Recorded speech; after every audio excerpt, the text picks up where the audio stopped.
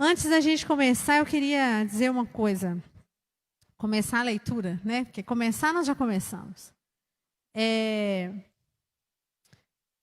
Tem muita gente que acha que ministério de libertação se resume a expulsar demônios, né?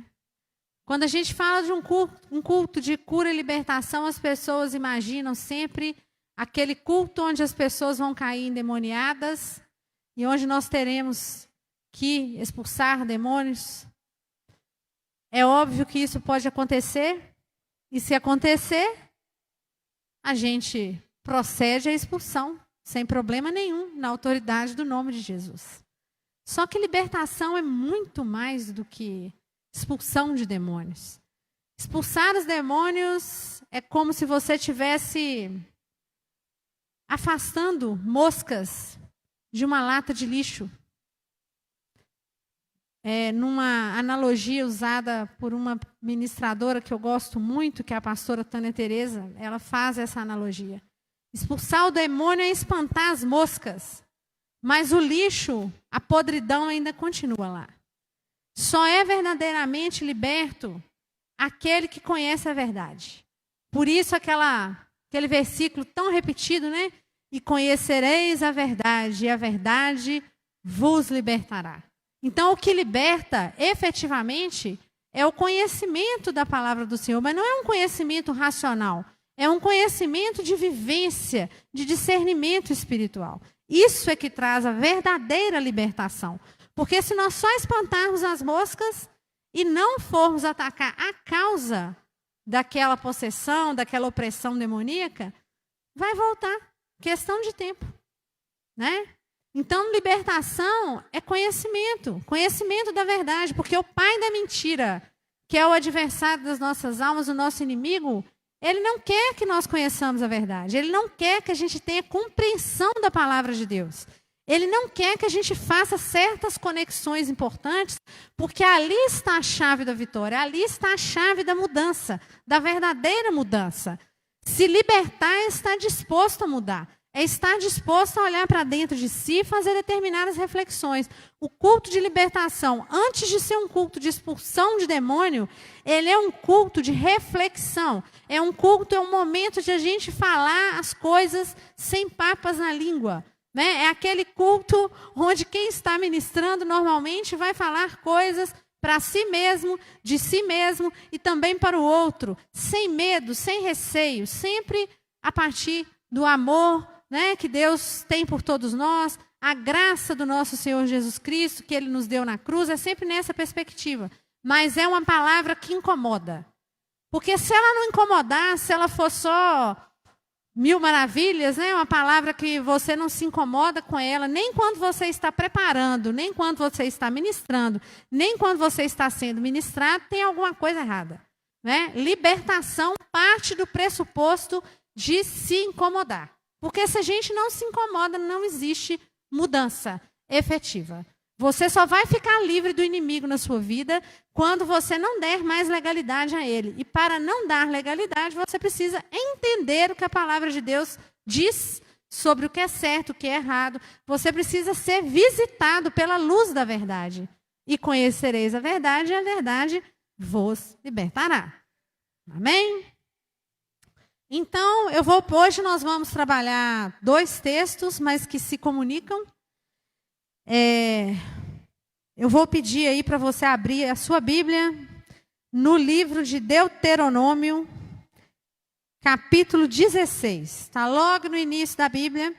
Deuteronômio, capítulo 16.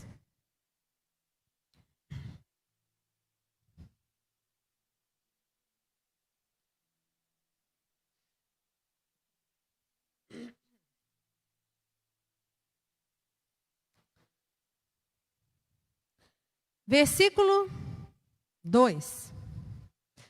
Portanto, sacrificarás a Páscoa ao Senhor teu Deus, do gado e do rebanho, no lugar em que o Senhor escolher para ali colocar o seu nome. Com ela não comerás pão levedado. 7 dias comerás com ela pães ázimos, o pão da aflição. Porque saíste da terra do Egito apressadamente, para que possas te lembrar do dia em que saíste da terra do Egito, todos os dias da sua vida. E por 7 dias não haverá pão levedado contigo em todos os teus termos. Muito bem. Vamos lá agora para o Evangelho.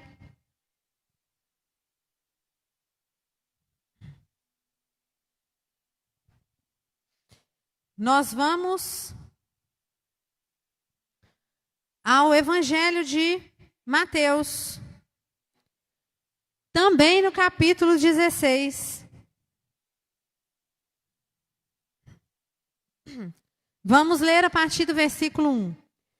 Vieram também os fariseus com os saduceus para o tentarem. Pediram que lhes mostrasse algum sinal do céu.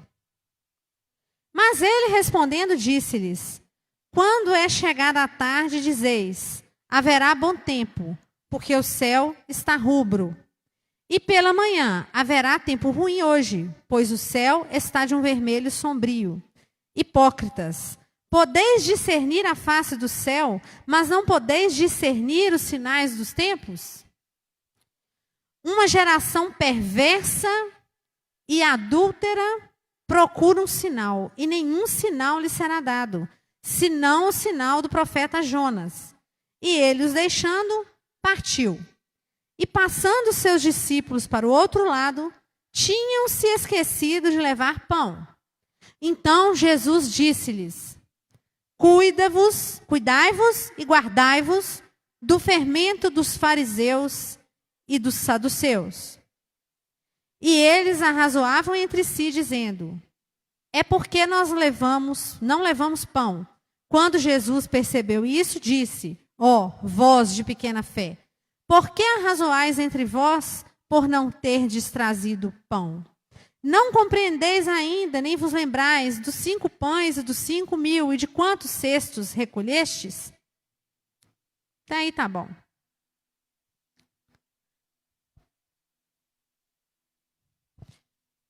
Pai, em nome do Senhor Jesus, eu peço que o Senhor esteja comigo neste momento, que o Teu Espírito Santo, Pai, possa usar todas as minhas células, a minha boca, o meu falar, que não seja eu, mas que seja o Senhor, Pai, comunicando aquilo que for da Tua vontade, do Teu agrado, da Tua palavra, Deus.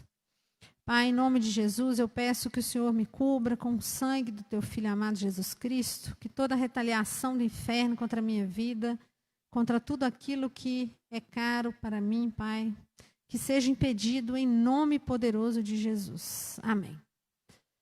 Bem, essa ministração de hoje, ela vai nos falar um pouco sobre essa questão, né, do fermento numa perspectiva espiritual.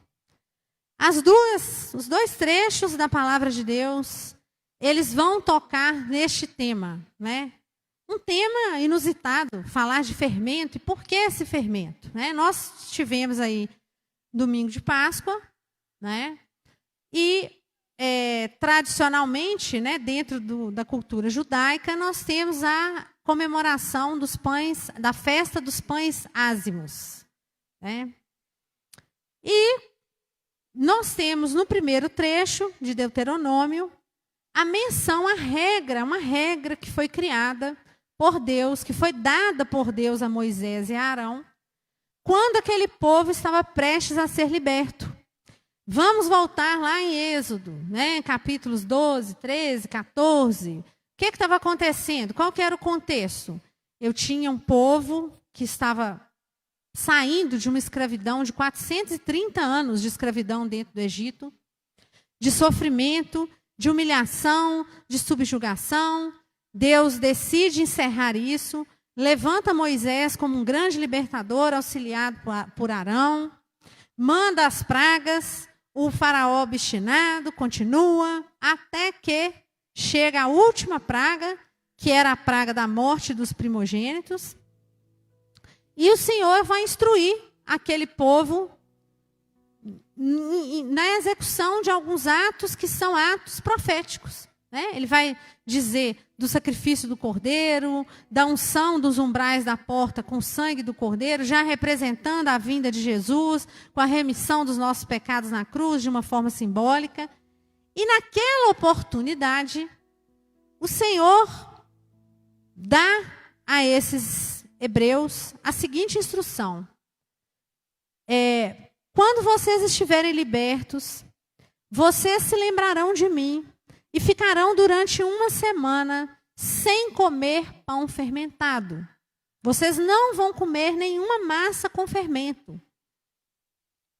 Ele proíbe isso. E ele diz que aquela ordenança é uma forma de perpetuar aquele momento em que eles estavam sendo libertos. Porque o que aconteceu? A palavra vai dizer lá em Êxodos que, uma vez recolhidos a casa, com o umbral da porta ungido com o sangue do cordeiro, o destruidor, ele passou pelo Egito e foi matando todos os primogênitos. E que no meio da noite o povo acordou em desespero, viu aquela situação toda, e que os hebreus, eles foram despertos, foram acionados pelo povo egípcio, que exigiu que eles deixassem a terra do Egito imediatamente. Então, aquela massa que estava ali pronta, para ser usada no dia seguinte, não foi possível que ela crescesse. Aqueles que conhecem de cozinha sabem que você tem que colocar o fermento e você tem que dar um tempo para a massa fermentar com o levedo, com o fungo, e ela venha crescer, e aí ela vai ao forno. É assim que acontece. Aquele povo, surpreendido no meio da noite, teve que sair às pressas e comer um pão não fermentado. E o Senhor deu a ordem de que deveriam repetir aquilo para todos sempre, como uma marca da saída daquele povo do Egito naquelas circunstâncias, naquela correria, daquela forma apressada, daquela forma inesperada. Muito bem. Em Deuteronômio, isso é estatuído como uma lei mosaica, O Deuteronômio é um livro muito preocupado com a lei mosaica, em determinar os regramentos, aquilo que podia e aquilo que não podia. Ele é repleto de rituais, de formalidades que eram destinadas ao povo hebreu para que houvesse um nível aceitável de obediência. Porque a gente estava falando de pessoas rebeldes, pessoas que não tinham clareza ainda de Messias, de Jesus, eles não conheciam isso. O Espírito Santo no Antigo Testamento, ele vem em determinados momentos, ele não fica o tempo todo, como acontece quando Jesus ele ascende aos céus, ele nos deixa o Consolador, então muda a perspectiva. Então o que acontece? Esse povo tem uma ordem: não use fermento no pão, na massa, na sua casa durante 7 dias. E essa é a festa que até hoje acontece para aqueles que têm a religião de judaísmo. Eles são da religião judaica. Lá, durante aqueles 7 dias, só se come massa sem fermento. Tá? Tudo bem. A gente até se pergunta, fala assim, nossa, mas que coisa, Deus preocupar com fermento de massa de pão? É uma coisa assim, estranha, Não parece estranho? Parece, mas não é. Por quê? Lá em Deuteronômio, o Senhor vai dizer, a palavra vai dizer, que esse é o pão da aflição. Ele é o pão da aflição. Por quê? Porque o povo hebreu estava aflito, e o Senhor Deus, com a mão poderosa, os retirou do Egito e os deu a liberdade, embora eles tenham ficado peregrinando pelo deserto, enquanto não aprendiam o que deveriam aprender. Porque a libertação não é só uma questão de física para eles, é uma questão espiritual. A mentalidade de escravo, ela continua. Muito bem. Quando a gente lê isso, e a gente já lê os evangelhos, uma outra passagem que necessariamente chama a nossa atenção é essa em que Jesus dá advertência. Cuidado com o fermento dos fariseus e dos saduceus. Você fala, gente, Na Bíblia não tem nada por acaso. Um fermento lá no Antigo Testamento, outro fermento no Novo Testamento. O que é isso? O que está acontecendo? Né? Será que não tem conexão nenhuma? Ora essa. Nós sabemos que a palavra de Deus sempre vai permitir essas conexões. Meus queridos, hoje eu quero falar para vocês sobre o fermento espiritual e o espinho na carne. Né? Esse fermento, tanto como mencionado no Antigo Testamento, quanto na forma como é mencionado no Novo Testamento, ele é um fermento simbólico. É lógico que Deus não estava preocupado com o pão fermentar ou não fermentar. Mas com o que isso quer dizer?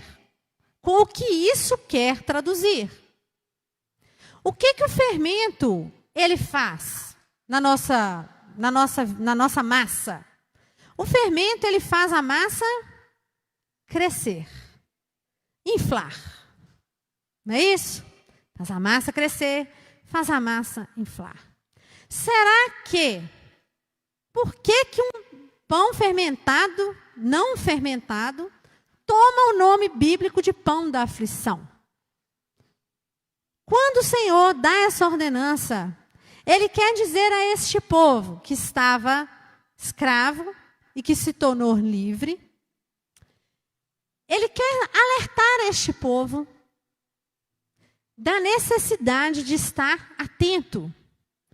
Atento para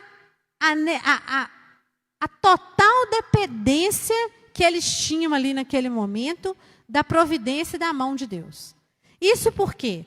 Porque o Senhor já sabia que nós humanos, muito facilmente e muito rapidamente, nos esquecemos da providência dele na nossa vida e também nos esquecemos da dependência que temos dele.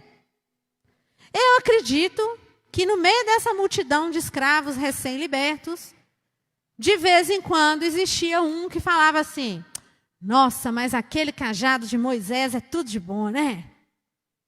Nossa, a gente é muito valente, né? A gente, eu, você, nós. E rapidamente a mensagem de libertação, de providência, de mão forte, de um Deus que cura, de um Deus que protege, de um Deus que faz por nós, de um Deus que vai na frente, rapidamente aquela imagem iria se desfazer. E aquele ritual de não comer massa fermentada era uma forma de, uma vez por ano, lembrar aquelas pessoas e aquelas gerações futuras de que Ele era Deus, porque Ele não divide a honra dele com ninguém. O ser humano tem a memória curta, a memória fraca. Então, por isso o pão toma o nome de pão da aflição. É uma lição que o Senhor está dando, uma ordenança que Ele está dando, e Ele está dizendo lá no Antigo Testamento: cuidado para não inflar. Cuidado para o seu ego não crescer, para ele não passar dos limites, para você não começar a achar que é você que está fazendo. Porque fui eu que fiz. Pela honra do meu nome. Muito bem. Passados os anos, estamos nós no Novo Testamento. E aí, pode passar. Fica muito claro um segundo momento. Já no Novo Testamento, geração após geração, todo mundo deixando de comer o pão fermentado toda semana após a Páscoa. Em estrita ordenança. E Jesus, naquele contexto em que ele era questionado por fariseus e saduceus o tempo inteiro, a gente vê isso na Bíblia. Se tem uma coisa que fazia com que as respostas de Jesus fossem respostas firmes, mas bem severas, era diante da provocação do fariseu e do saduceu também. Quem eram esses saduceus e fariseus? Vamos lá. Os saduceus, eles pertenciam a uma classe social mais alta. Eram nobres, de famílias tradicionais, políticos, eram os donos da bola. Eles eram os donos da bola, né? Era aquela elite que mandava. Mais rica, poder, dinheiro.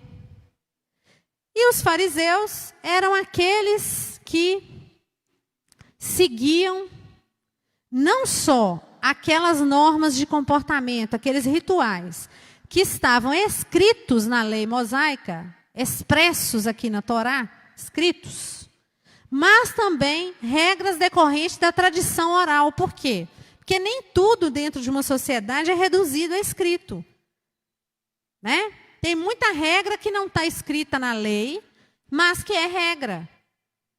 E a gente vai passando de pai para filho, para avô, para neto, né? De geração em geração através da tradição oral. E os fariseus, eles eram muito preciosistas. Eles eram verdadeiros donos da verdade. Se você não seguisse todos aqueles rituais, você estava execrado, você estava condenado. Você não podia sentar para conversar com uma mulher sozinho, como Jesus fez, comer na companhia de mulher de jeito nenhum, né? Determinadas comidas em determinados dias, cheio de ritual, mas o amor a Deus estava de lado, o verdadeiro servir estava de lado. E o saduceu, ele seguia a Torá também, ele tinha mais pela regra escrita, mas era um cara que se achava o gás nobre, acima do bem e do mal, né? E Jesus vai e fala do fermento dos saduceus e dos fariseus. E que fermento seria esse? Imagino eu que nesse segundo momento bíblico, o Senhor está dizendo assim: lembra aquele fermento que quando eu liberei vocês lá do Egito, eu quis simbolizar que vocês não permitissem que ele entrasse na vida de vocês, para que a massa não crescesse, não inflasse? Ele inflou, a massa inflou.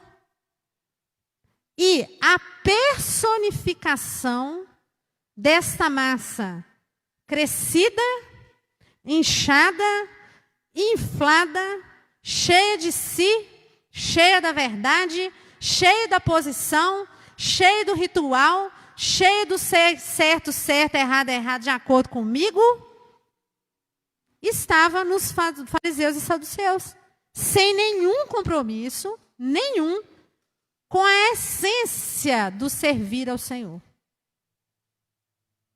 Sem aquele compromisso de servir, e cheio da empáfia, da arrogância, cheio de si. O fermento que era para ser evitado foi consumido, usado e gerou o fariseu e o saduceu na linguagem bíblica. E nos nossos tempos nós temos vários exemplos de saduceus e fariseus que estão por aí, né? Fecha templo, abre templo, não é? Escrevo o que eu sei o que eu... Outro dia eu ri muito que eu vi um secretário de saúde de determinada cidade falando assim, que ele tinha um protocolo para o Covid. Eu falei, esse cara é o cara, esse aí já... Não, chama a NASA, né? Porque se ele tem a explicação do Covid, eu vou bater palma para ele, porque superou. Pessoas que realmente estão acima do bem e do mal, ou acreditam estar acima do bem e do mal. Desafiando todo tipo de ordem. Isso a gente pensando em termos sociais, mais globais, políticos, né? Mas a gente também pode levar isso para o nosso espaço micro. Para o nosso espaço micro. Quantas vezes nós, na nossa vida, temos vitórias que a gente ora, pede, Senhor, vai na minha frente, luta, Deus te dá, e você faz assim, ó. Ai, tchau, esqueci. E aí você já está até dando entrevista na televisão, né? Porque... eu fui realmente muito competente, eu me superei, isso só aconteceu porque nós temos uma metodologia. Você se esquece totalmente de que foi Deus que te deu, de que foi Deus que te ensinou, que foi Deus que te inspirou. Porque até a máscara que você está usando foi Deus que inspirou alguém a inventar essa máscara.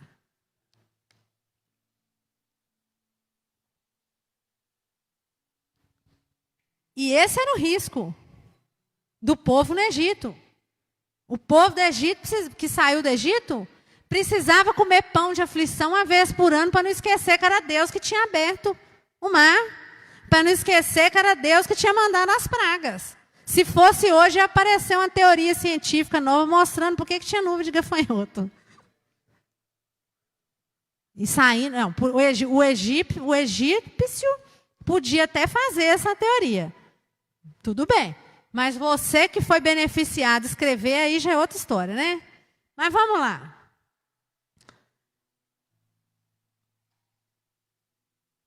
O que tem a ver esse pão da aflição com as nossas vidas? Periodicamente, para o nosso bem, às vezes Deus permite uma porção do pão da aflição na nossa vida. Às vezes Deus permite. Por quê? Porque senão nós vamos nos distanciando dele. Nós vamos arranjando uma desculpa boa para poder não ministrar, não louvar, não ir na igreja. Tem gente que está dando graças a Deus de estar suspenso. Eu já nem sei mais se está aberto, se está fechado, porque hoje eu já não acompanhei a dinâmica hoje. Eu não estou dando conta de acompanhar a novela. Mas tem gente que está dando glória a Deus. Ah, que bom, né? Já estou tão cansado de sair de casa, para quê, né? E pior que do lado de fora vira e fala assim, ah, queria tanto estar congregando. Mentira pura. Está assistindo nem online. Aí fala assim, eu vou assistir online, não, porque eu não consigo ficar na frente dessa tela aqui muito tempo. Mas se fosse a tela da Netflix, estava lá, agarrada lá na tela, né? Pois é. Então, o Senhor, às vezes, você está reclamando de alguma coisa que está te incomodando, Falei, eu oro, mas o Senhor, né? Claro que não. Porque se Ele retirar essa porçãozinha de aflição da sua vida, você vai simplesmente perder a rota. Você vai se perder. Tem gente que precisa de aflição, que só funciona na base da aflição. Eu acho muito difícil eu conhecer uma pessoa convertida depois de adulta. Não como uma criança que cresceu no meio evangélico, não. Mas é difícil demais você perceber uma pessoa que foi convertida depois de adulta comendo pão da moleza. Com a vida boa, sem problemas. Normalmente é a aflição que nos traz para os pés do Senhor. A não ser aqueles mais obstinados, que ainda tentam. É lógico que tem níveis de aflição. Tem gente que precisa de uma pequena aflição. Tem gente que precisa de uma aflição média. Mas tem gente que vai testando o Senhor e Ele fala, agora vai. Agora eu vou deixar a casa cair para o seu lado. Aguenta. Porque eu imagino uma alegoria assim, sabe? Eu acho que Deus deve ter assim. Estou brincando, isso não é um sacrilégio. Eu estou falando para vocês entenderem. Um fogão cooktop, última geração, várias trempes. Aí tem a panela do João, a panela do Pedro, a panela da Maria, a panela da Joana. E aí ele vai levantando a trempe, né? O fogo. Aí fala, aqui não, Maria, eu já posso diminuir aqui um pouco. Agora esse aqui, toda semana eu estou aumentando e ele continua esperando piorar para poder me procurar. Vamos lá, vamos tentar mais um pouquinho. E isso é tão verdadeiro, que existe uma passagem lá em 2 Coríntios, que o apóstolo Paulo, olha, convertido na estrada de Damasco, cegueira, coisas sobrenaturais. O apóstolo Paulo, ele menciona um espinho na carne dele. Ele fala que ele orou 3 vezes para o Senhor retirar este espinho na carne, que ninguém sabe o que era, algum sofrimento dele. Não era, uns falar doença, outros falar é uma tristeza, enfim. É alguma coisa que o incomodava. E o Senhor fala assim, e aí ele narra que aí ele orando, o Senhor diz para ele, eu vou deixar aí para que você não se esqueça que a minha graça te basta. Aí vocês imaginem, se o apóstolo Paulo, gente, o apóstolo Paulo precisava de um espinho na carne, o que nós, mortais comuns, não precisamos para abaixar a nossa bolinha, para descer do 3º andar, falar, vem cá, filhinho, ó. É aqui, ó. Se o apóstolo precisava do espinho na carne, um homem que caminhou para a morte falando que a morte era lucro. Um homem que combateu um bom combate. Não foi? Lindo, maravilhoso, as cartas, deu a vida pela obra de conversão dele, foi sensacional. Ele precisava do espinho, eu não sei nem o que eu preciso. Acho que eu preciso da roseira inteira. Amarrada nas minhas pernas, nos meus braços, para eu não esquecer. E é necessário. Nossa, então quer dizer que eu tenho que sofrer para eu não virar um fariseu. Você que escolhe a intensidade da chama do fogão de Deus. Se vai ser uma chama potente para te fritar toda hora porque você não para, não toma vergonha na cara, ou, com perdão da expressão, porque vale para mim também, ou se vai ser uma leve elevação de temperatura, você já vai entender que tem algo errado e que é hora de você maneirar.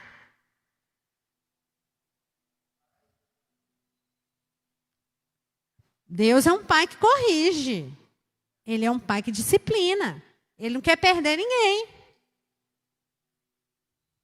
Né? Não quer perder ninguém. Muitas vezes são as nossas cicatrizes que vão servir de pão de aflição. Essa noite eu te convido a revisitar as suas cicatrizes. Revisite essa cicatriz. Não quer dizer que tem que doer. Não estou falando da ferida. Eu estou falando de visitar a sua cicatriz. Certos sofrimentos que já passaram, que já se foram, que não tem que doer mais, eles deixam cicatrizes. E glória a Deus pelas cicatrizes.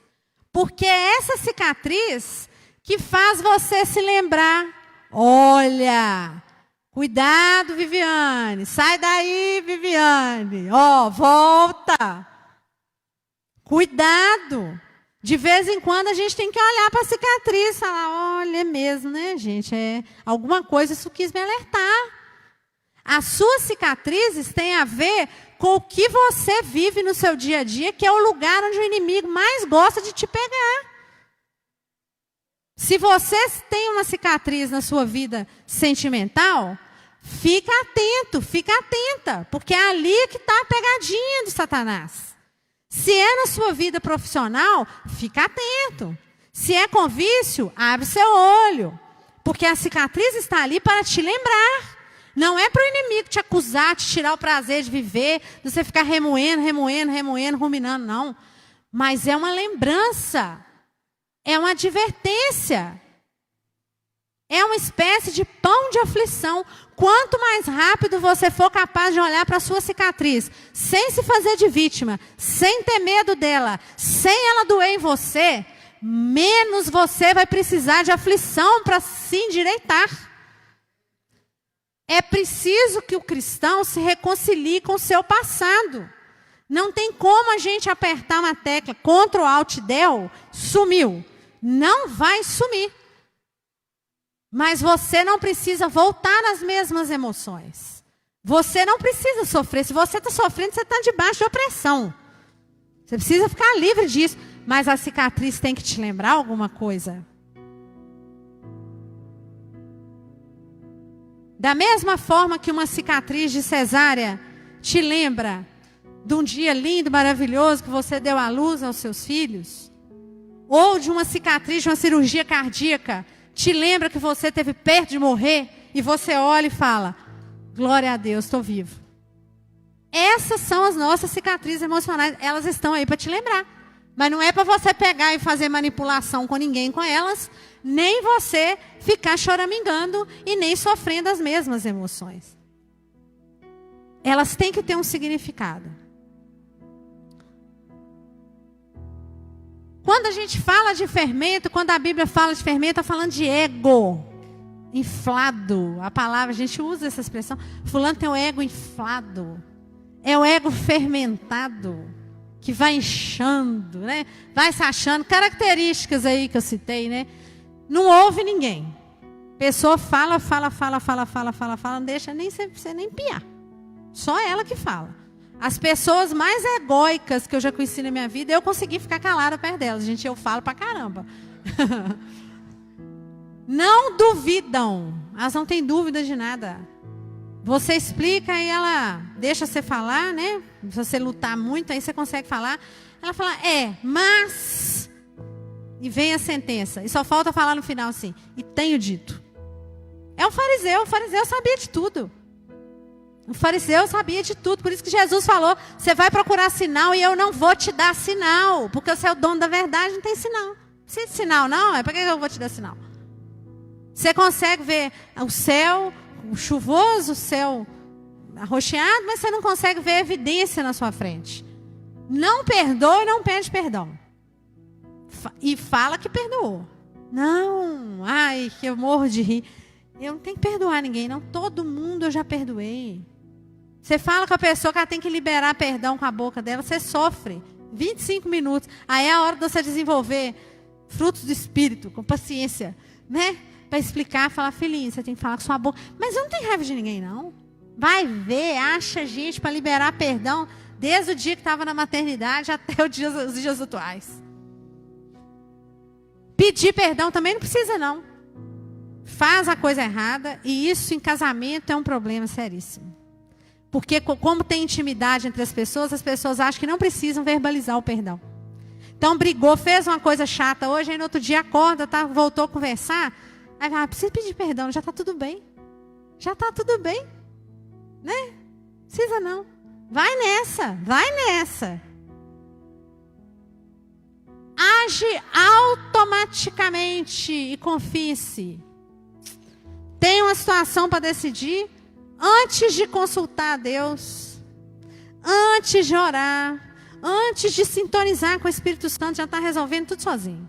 Não, é assim. Vamos fazer assim, assado e cozido. Tá. E Deus vai ficar. E o Senhor vai ficando. Ele está olhando, fala, hora de subir a chama outra vez aqui. Peraí, deixa eu dar uma esquentadinha aqui, para ver se acorda. Não aceita crítica, em hipótese alguma. Por mínima que seja, ainda que seja justa. Sofre que só falta morrer. É o fim do mundo. O ego está lá, ó. Inflado. É invejoso. Normalmente todo ego inflado é invejoso. Porque se ele vê alguém que ele acha que é melhor do que ele, acabou.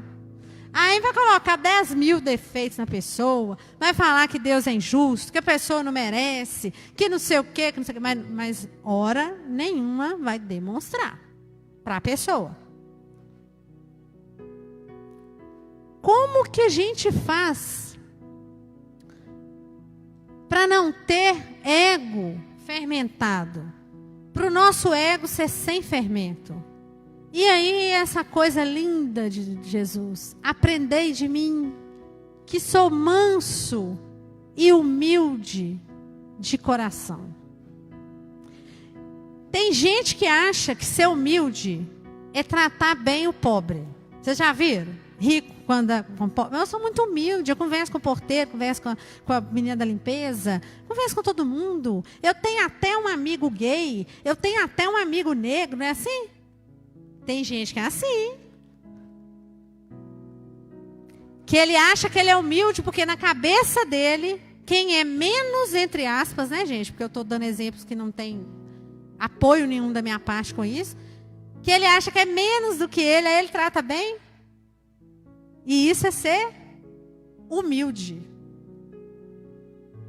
Ou que ser humilde é aceitar a ordem de quem ele acha que está acima dele na empresa, por exemplo. Eu sou humilde. Minha chefe fala e eu cumpro. Mas você não sabe o que está no coração. E sabe qual é a maior humildade, a mais difícil de se ter? A que a gente tem que lutar, que tem que brigar, que a gente tem que lutar demais, a gente tem que vigiar demais, mas é muito mesmo. E que não é nada fácil. É a humildade diante de Deus. Que isso? Eu sou humilde demais diante de Deus? Eu sou doida de brigar com Deus? Tem muita gente que é doida de brigar com Deus. Tem. Uns brigam explicitamente, em espírito de rebelião, aí o caso é grave, aí é Leviatã, aí é outra ministração.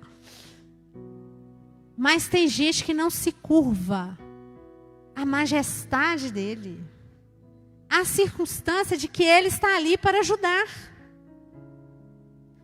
É como se tivesse um grande trabalho a ser feito, houvesse uma máquina super tecnológica para resolver tudo, e você com seu braço quer ir lá fazer tudo sozinho, suando, descabelando, e ele lá olhando, falando assim, estou aqui, né? Mas você quer fazer da sua cabeça, quer fazer sozinho, vai que é sua então, você quer sofrer, sofre.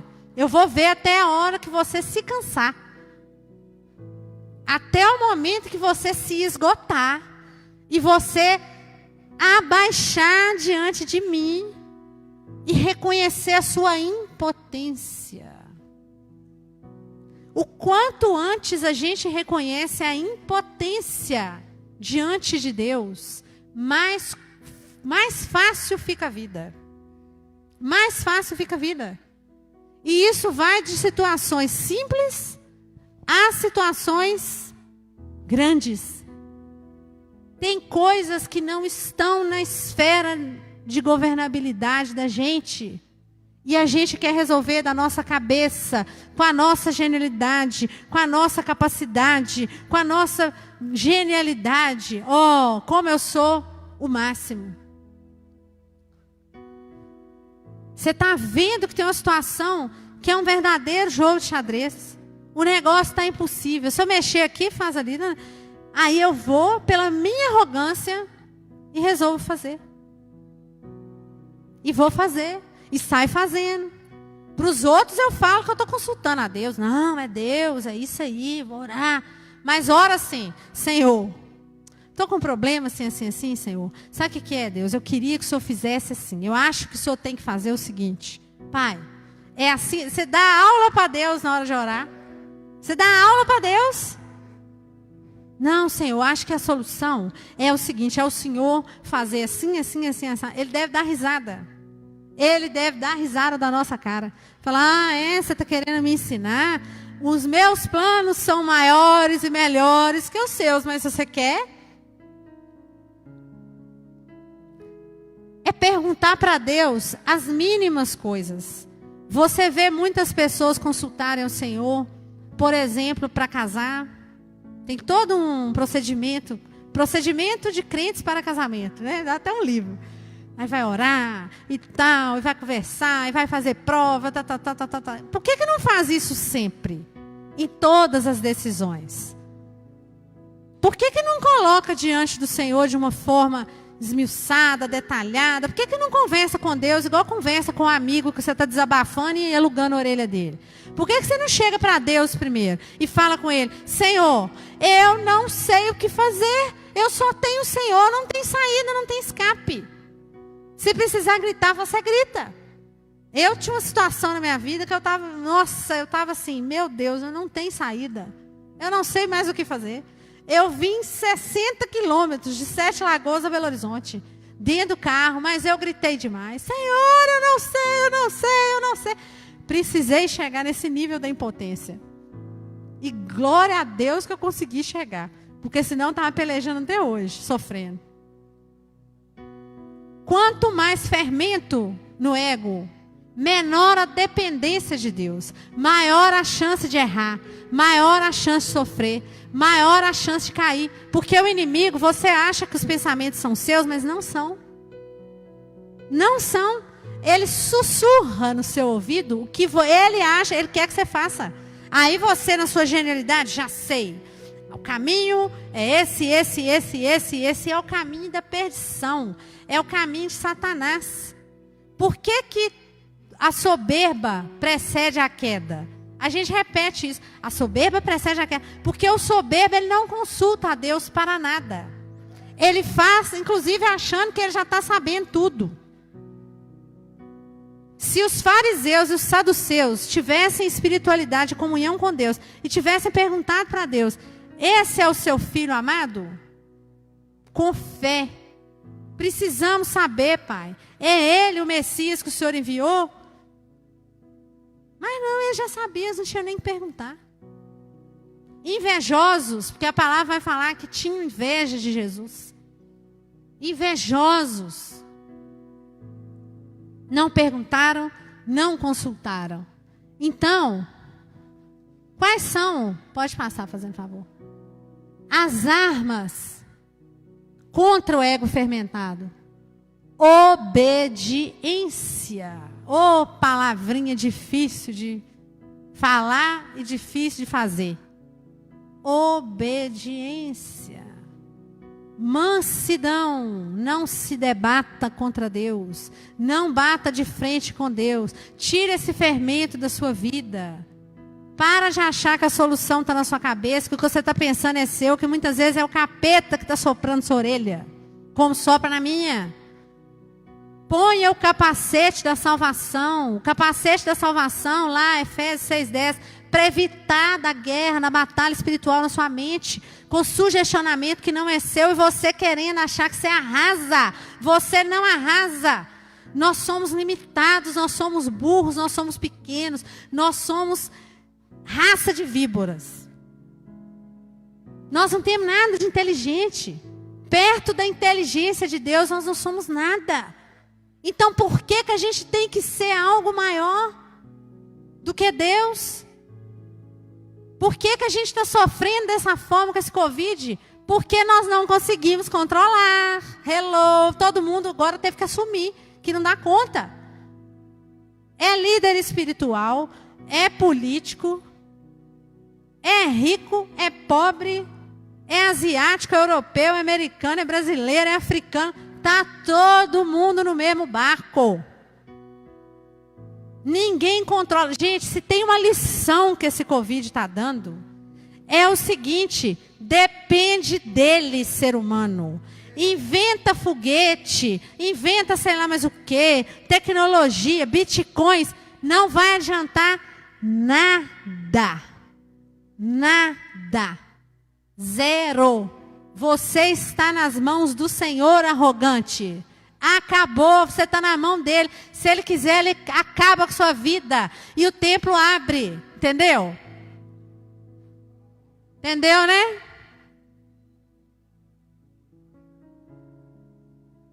Aleluia.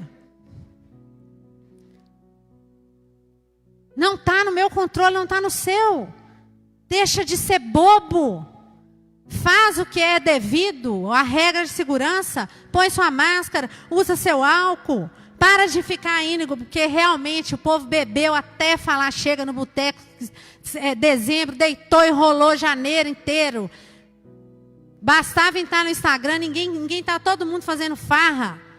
Ninguém teve peito de ir lá e fechar bar. Teve? Não teve não? Teve não. É porque o povo queria passear? Não, porque o povo queria encher a cara. Tem que falar a verdade, queria era beber. Vai para o boteco para comer? Não vai não. Quem que já foi no boteco para comer aqui, que já frequentou o boteco? Você ia lá para comer? Ia não, você ia para beber. Para beber e ficar soltinho, igual arroz de vovó. Ah, hoje eu tô, né? Não vamos falar a verdade. Não tem controle. Você tem 200 mil na sua conta, mas você não tem um leito de UTI. Nem com dinheiro você acha leito. Tenta comprar insumo. Vai. Tenta. Tenta. Eu falo com conhecimento de causa, não estou blefando, não. Eu sei. Tenta. Tem paciente aí que vai ter que acordar. Teve um político que falou isso, é verdade. Vai ter que acordar. É perigoso o cara voltar da intubação, acordar com aquela aflição. Por quê? Porque não tem sedativo. Cadê seu dinheiro? Nem o dinheiro dos Estados Unidos resolveu o problema deles de vacina até agora. Cadê seu controle político? Que controle político de segurança pública que nós vamos ter na hora que o povo começar a passar fome, em lockdown e quebrar supermercado? Zero. Está nas mãos do Todo-Poderoso. Está nas mãos dele. Haja o que houver, é a vontade dele. Isso não nos permite testar a Deus. Não testarás o Senhor teu Deus. Agora eu vou entrar lá na UTI do Covid sem nada, eu não vou pegar não, porque Deus está me protegendo. Espera aí. Né? Mas desconhecer, ignorar o que a humanidade está passando, achando que não está acontecendo nada de sobrenatural, sem uma leitura espiritual, é difícil, viu, gente? É difícil. A única coisa, a única certeza que a gente tem, aliás, duas. Uma, que não tem controle. Duas, que o controle não está nas nossas mãos. Está na mão dele. Não se aflija. Porque enquanto estiver na mão dele, e você confiar nele, e você esquecer os seus outros amores, e dar realmente importância para quem tem importância, poder reconhecer o poder de quem tem poder de verdade, você estará em boas mãos. Acabou. Não tem aflição. O jugo dele é suave. E o fardo dele é leve. Mas você quer carregar sozinho, porque você é arrogante, né? Inflado, fermentado. Então,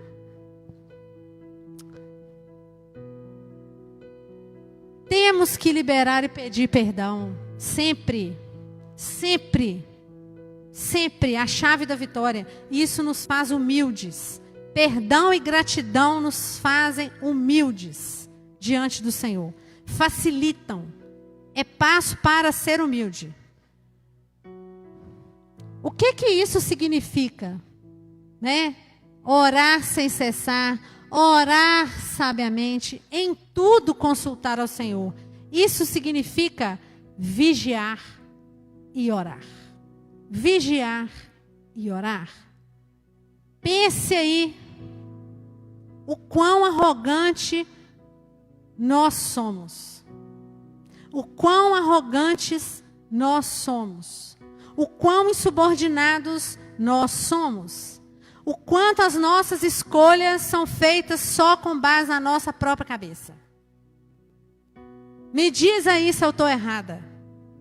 Você que é crente, eu gosto de falar crente, quem lembra daquelas senhorinhas do coque, que, né? Quando eu que converti mais tarde, que eu não gostava de crente. Olha lá, já vem o povo doido, esse povo maluco. As mulheres de saia com aqueles coques na cabeça. Então eu falo crente para a pessoa entender, né? Que aquele crente cheio de empáfia, fariseu. Se eu estou mentindo, que você tem um canto aí dentro do seu coração que é obstinado, que não se subordina, um canto fermentado. Se Deus não te tirou de certos lugares e você já esqueceu e acha que foi você que saiu com suas pernas, e não foi.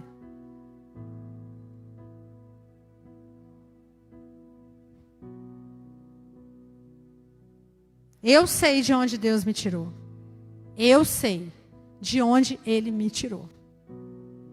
E eu peço a Ele todos os dias para eu não esquecer de jeito nenhum de onde Ele me tirou. Porque eu também preciso olhar para a minha cicatriz. Às vezes, mais de uma vez por dia. Nessa noite eu te convido a orar. Orar. Orarmos no sentido de buscar uma libertação verdadeira, uma conversão genuína. Vamos orar. Vamos orar. Você está aí na sua casa? Fecha a porta do teu quarto, como a palavra de Deus diz. Está em família? Aproveita para pedir perdão depois que desligar o culto. Pensa aí que você vai achar coisa para pedir perdão, o mínimo que seja. Aproveita a oportunidade aí para pedir perdão. Vamos lá então.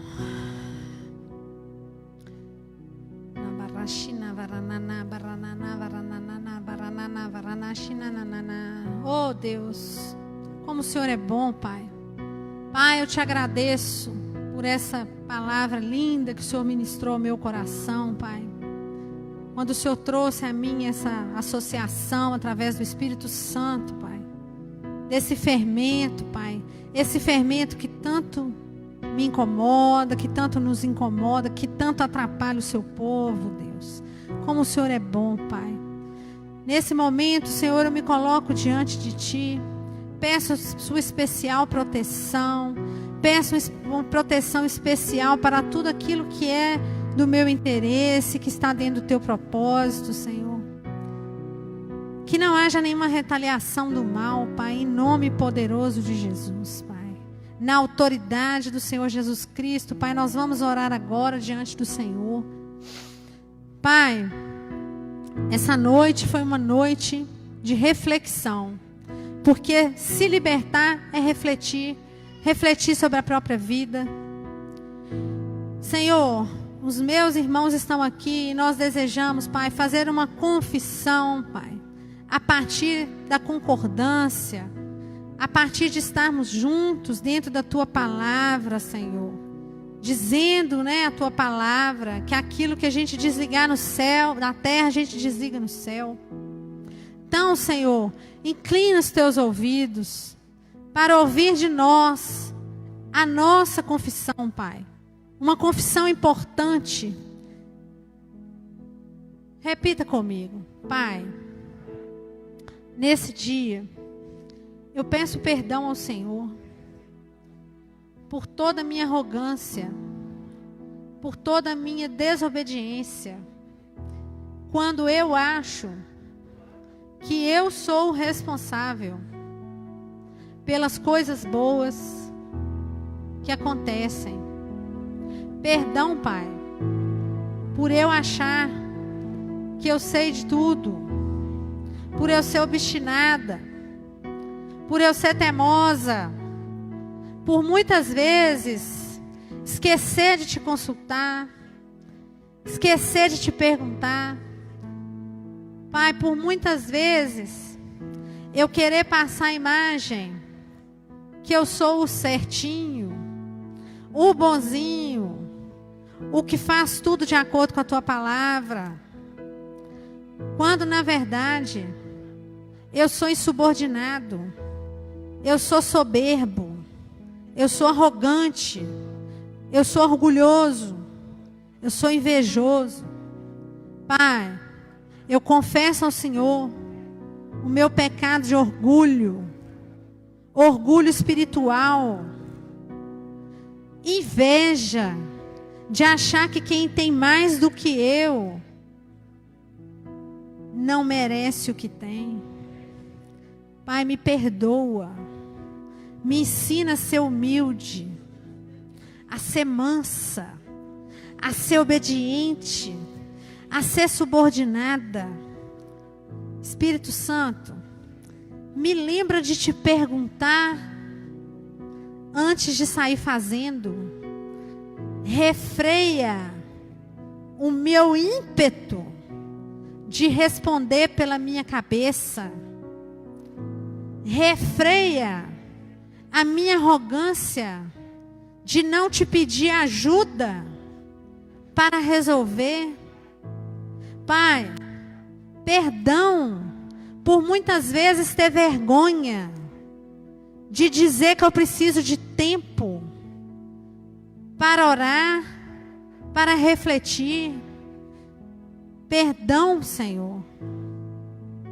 Pai, tendo em conta a confissão que os meus irmãos acabam de fazer, Pai, pensando que no mundo espiritual não há espaço físico que nos separa de quem está online, Pai, eu desligo na terra para desligar no céu, Pai, toda a legalidade dada ao inimigo para agir nas nossas vidas, através do pecado de orgulho, de soberba, de arrogância espiritual, Pai. Senhor, nesse momento nós repreendemos, Pai, em nome de Jesus, toda ação demoníaca que vem de vaidade, que vem de teimosia, que vem de insistência.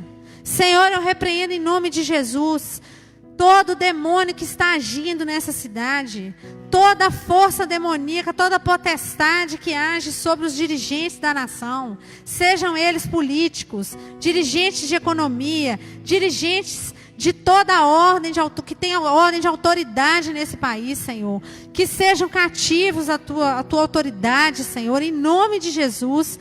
Satanás, arreda do nosso país, arreda da nossa cidade, na autoridade do nome de Jesus, arreda da nossa vida, arreda, que nós possamos viver em total dependência do Senhor. Nesse momento eu profetizo na vida de todas as pessoas aqui presentes, que haverá um tempo de subordinação, obediência. Pai, em nome de Jesus, eu declaro obediência dos nossos governantes, subordinados à tua palavra, subordinados à tua orientação, ainda que ímpios, não convertidos, eles têm que obedecer, Pai, em nome de Jesus, porque o Senhor está acima de todo nome, Jesus. É o teu nome que está acima do nome do prefeito, do nome do governador, do nome do presidente, do nome do senador, do nome do dono do banco, do nome do dono do hospital. É o Senhor que está acima de todo nome, Jesus. Pai. Oh Deus, o Senhor é majestade. O Senhor está acima de todas as coisas. O Senhor pode todas as coisas, Senhor.